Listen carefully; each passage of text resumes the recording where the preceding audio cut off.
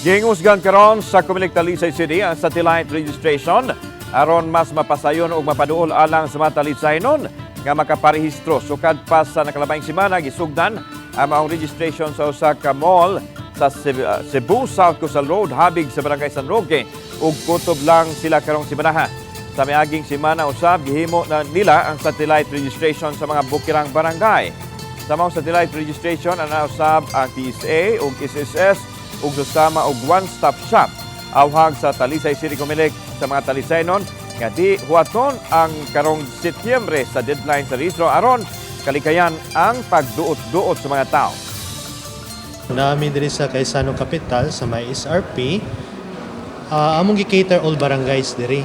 Nagsugod mi pag May 20, Monday, ya kutob mi karong June 1. Saturday pod. Ya after ana balik mi sa office June 3.